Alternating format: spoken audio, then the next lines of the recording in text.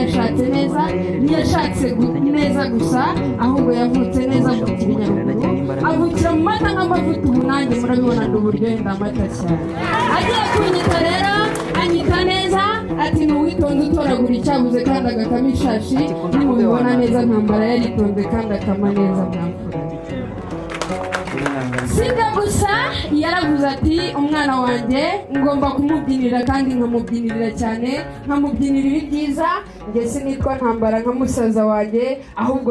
nitwa ndabaga wa undi warwanya urugamba rwo gucungura se ndicungura uburyohe ndamata cyane agira cyarera ati sinasiga padiri atampereye umwana umugisha anyita olive as small fruits which are green or black which are grown near the ocean. Thank you.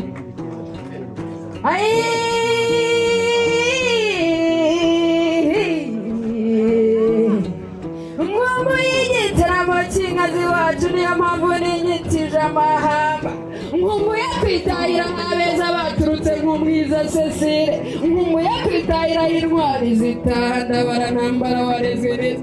amashyigo nk'amafa barezwe neza nimuze twicundire burya njye sindi igicucu nubwo negereye inka si ugucumuca ahubwo ni ugutunga i Rwanda no gukomera ku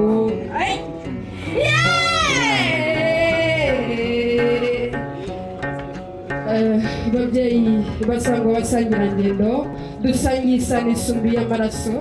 iwacu ntituvuga amahamba gusa kuko tuba twahimbawe tuvuga n'amazina yacu ashika mihigo bande zagamba firimbi zagamba bajari kumuyumbo zakumba zatora zitagarika zashimiza aho kama mugacana Heze wacu zirimo imanzi maragahinda ababyeyi bakabyirugira gitore mu gitaramo mu gitondo gitangaje nk'ikimwangere Heze wacu zirimo imanzi maragahinda zirimo ingabo y'isabagomba ikaramya abagabo n'igitangaje ejo bundi yarambwiye ati nyaboneka ndabaga mwamikazi uranyobora utanyiyobagije unyobora iwabo wa ntambara hanyuma ngira icyo mubwira maze azipiriza iwabo ziza zikorwa umukobwa w'iwacu Cecile amashyiko nk'amwamfura maze rero munkundire mwegere databuja anyihera umugisha icyami nka cyame ndi cyanyambika ipantaro nanjye naro